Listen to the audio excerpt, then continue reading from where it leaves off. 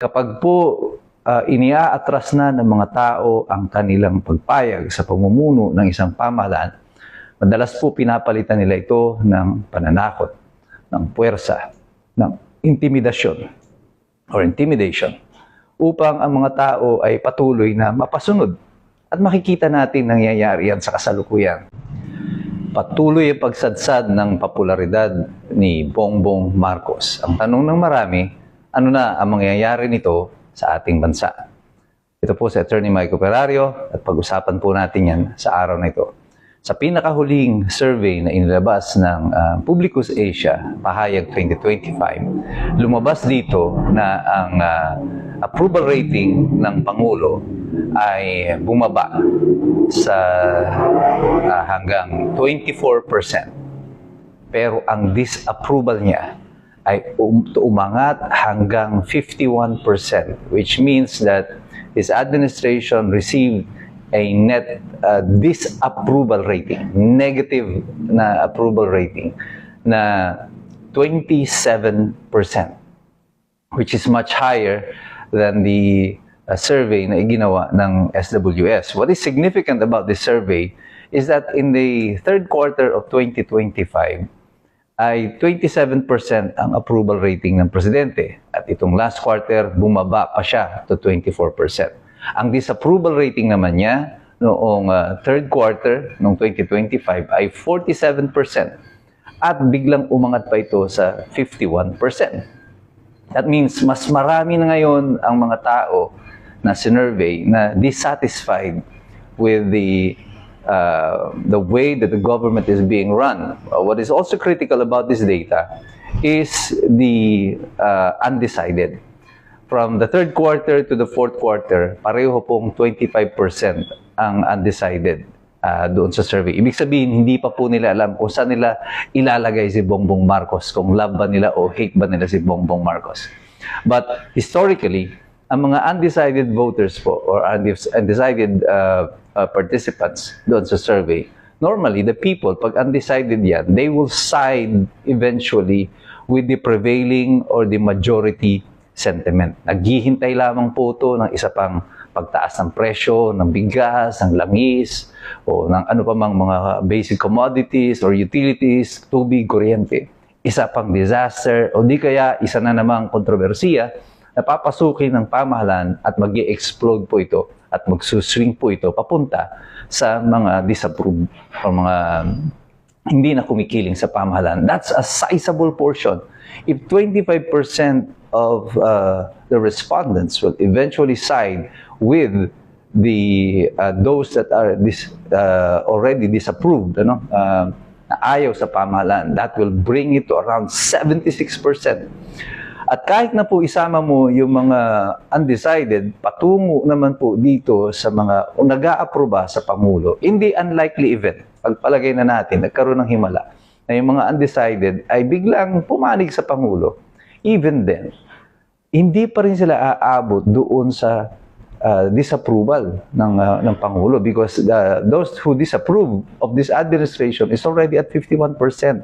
At isama mo yung 25% undecided doon sa 24% who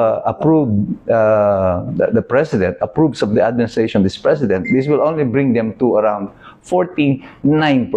Still, majority of the people is against or disapproves of the president. At pag ibinangga niyo pa po ito sa recent Pulse Asia survey, na doon po sa Class E, makikita niyo dito ang negative perception or yung negative rating, approval rating ng Pangulo is already at negative 33%. Negative 33 doon sa Class E. While si Sara Duterte ay pumalo, umakyat siya ng kanyang net approval rating sa Class E lang ng up to 47%, I think, 44 or 47%.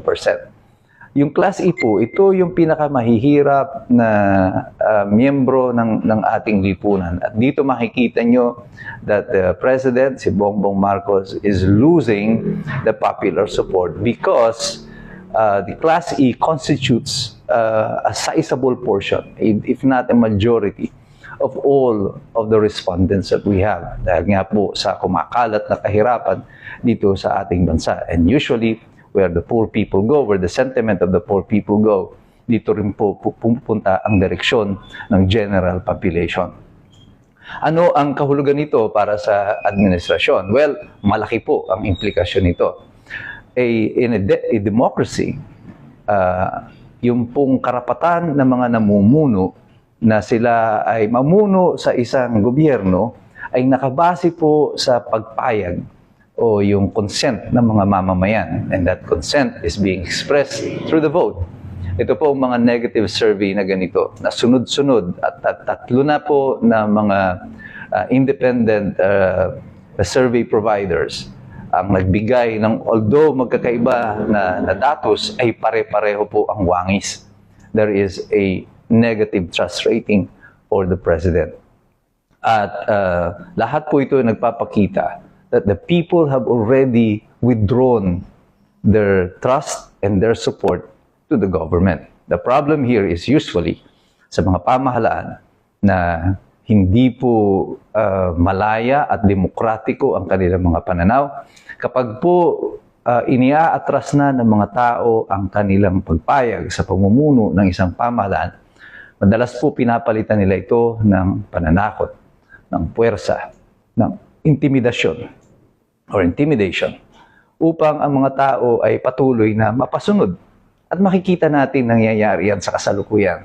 When this government is becoming more and more unpopular, ginagamit nila yung pera ng gobyerno para doon sa tupad, sa AIG, sa kung ano-ano pa, na pangako doon sa mga tao. Dito ay napipilitan ng mga tao na sumunod doon sa mga politiko.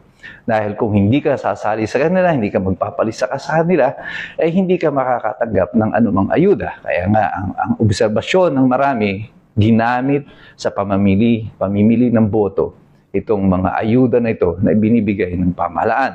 Nakikita natin ngayon yung mga hindi pumapabor sa gobyerno, sila ay kinakasuhan, sila ay pinapakulong, sila ay mga hinahabol.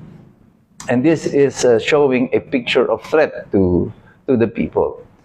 But these attempts of the government to hijack yung authority from the people through intimidation, through threats, ay hindi na po isang aspeto ng demokratiko at malayang bansa. Ito na po ay gawi ng mga diktadorya. At sa kasaysayan ng Pilipinas, alam naman natin na nangyayari sa mga diktador, kagaya nung nakaraang Pangulo na tatay ni Bongbong Marcos. Siya ay naging diktador, pero binawi ng tao sa malinaw na paraan ang kanilang consent sa authority na ine-exercise niya over the people. And right now, the President knows at yung administrasyon niya, yung Malacanang, alam nila kung ano ang consequences ng pagbawi ng consent ng mga tao sa authority na meron kayo. 40 years is just around the corner, Mr. President. Malapit nang mag-anibersaryo, ika-4 na pong anibersaryo ng EDSA 1. And I know that in the back of your mind, ito ay bumabagabag sa inyo. But it's your move. You can still save this. Pwede ka pa rin makinig sa iyong manang Aimee and still do what is right. But we all know your time is ticking, Mr. President. Tick-tock, tick-tock, tick-tock. Kailangan ka nang gumalaw. Otherwise, you will suffer the wrath of history once more. Tayong lahat, patuloy tayong makikipag-participate. Tuloy tayong makikilahok dito bilang magmamasid. Tayo makikialam, pero tayo mag-aaral. Sapagkat alam natin, mahirap makialam ang taong walang alam. God bless you. God bless us all. Mabuhay ang Republika ng Pilipinas.